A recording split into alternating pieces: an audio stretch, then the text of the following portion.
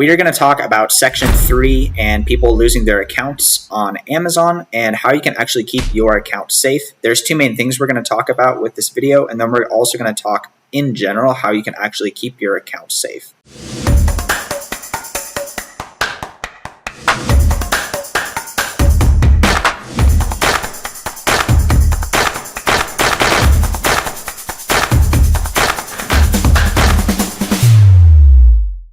And so first things first, when I say a lot of people are losing their accounts, it's probably like 4 people on Twitter, honestly, and they have loud mouths, and there's thousands of people who actually are completely fine, aren't having problems. That's probably a bit of an oversimplification of it, but everyone's not losing their account. The world is not ending, but there are some things you can do to keep your account safe and make sure that you're not going to get suspended. There's kind of 2 things going on with this. Number one, Amazon is trying to identify items that are often counterfeited and trying to find the source of those products so that they can stop the counterfeiting of items. You know, Amazon has a really big reputation on the line. They don't want counterfeit goods sold on their website. And so if there's a listing that they think is counterfeit, as far as my understanding of this is going, is they are basically freezing people's accounts, not letting them take their money out, and basically telling the seller, we need your documentation on these items, where you got these items, because we're trying to figure out where these counterfeit goods are coming from. And so that's a problem if you're not getting stuff from a place that has a good invoice or receipt. Unfortunately, there are some situations where you're basically guilty until proven innocent. With Amazon, that sometimes is the case, and that's what's in the terms of service that we all agreed to because it's such a good platform to sell to all these customers on. Really unfortunate part of selling on Amazon. I really don't like that part of selling on Amazon, but that is the sandbox that we're playing in.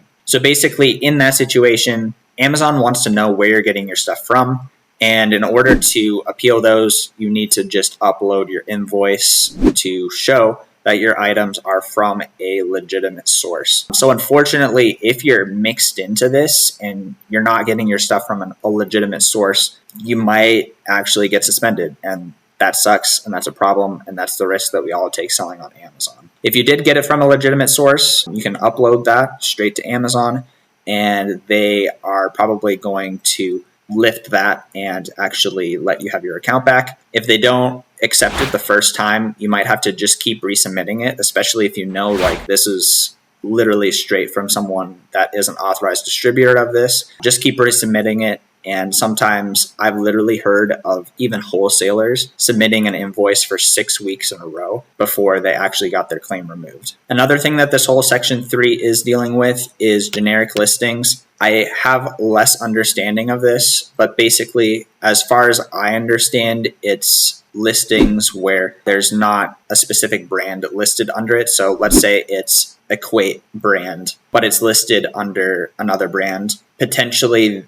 that could be a generic listing. And thankfully, with IP Alert will pop up and show generic listing. And so that'll just tell you, okay, this is a generic listing. This is one of the things that people are freaking out about, that Amazon's freaking out about. So we just want to avoid those listings. This one I understand less. Unfortunately, this is going on for me. I've had a lot of conversations with people about this, and a lot of people are confused, which is kind of ridiculous if we're all just confused. We just know that Big Daddy Bezos is mad, so we don't want to get hit. So we're just trying to be cautious, but we don't even know what to be cautious about. But my understanding of this is basically if it's not listed as the brand that actually the item is, you don't want to be listing that because it has inaccurate information on the listing. The best safeguard to this is to get IP Alert, and then it's just going to show you if there's a generic listing that you're looking at. And then just in general, how to actually stay safe from counterfeit claims and IP claims. Number one, the very safest way to do this is to just make sure that you have invoices for all of your purchases from a legitimate supply of that product. Amazon doesn't want there to be counterfeit items sold on Amazon, and Amazon also wants to avoid brands getting mad at them for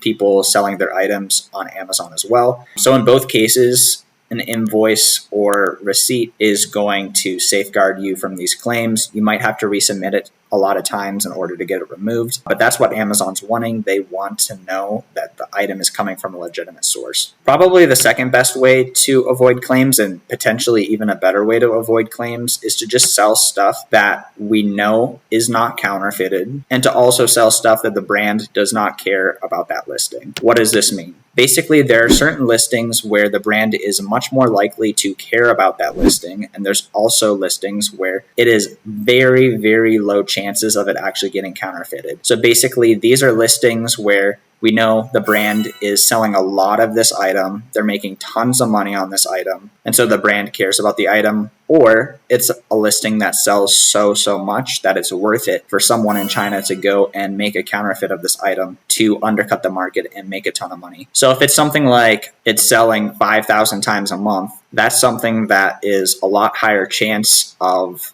there being enough sales volume to justify counterfeiting an item. Whereas if it's a discontinued item that sells 9 times a month, who's going to go make a counterfeit for something that sells 9 times a month? Like, it's just not worth it. And so something like that is much likely to be counterfeited. And then also a brand is much likely to care about a listing if it actually sells a ton versus if it doesn't sell a ton or it's discontinued. And so that's a very great answer to it. But basically, if it's an item where the brand cares less and people don't even care to counterfeit it, that's more of a safeguard to avoid claims. And again, with that, also, if you see the brand is selling on the listing, like, that's kind of their turf. So like, if you're going to go in and fight them, like, they have the right to send you an IP complaint, at least within Amazon's sandbox. That's a higher risk of getting a claim rather than selling something where obviously the brand is nowhere to be seen and doesn't care about the listing. This is really similar to how 𝗰𝗶𝗶𝗶𝗶, who sold a lot of DVDs from eBay to Amazon, knows that there's a counterfeit problem with DVDs, and so he specifically tries to stay away from DVDs that are under 10K rank. He wants to stay away from the items that are the very fastest to sell, because those are the items where it's actually worth it to go and counterfeit something and then try to sell it off to other sellers. And so you could potentially do something like that as well within your business if you want to. You could stay away from items that sell the very fastest. I know that I have had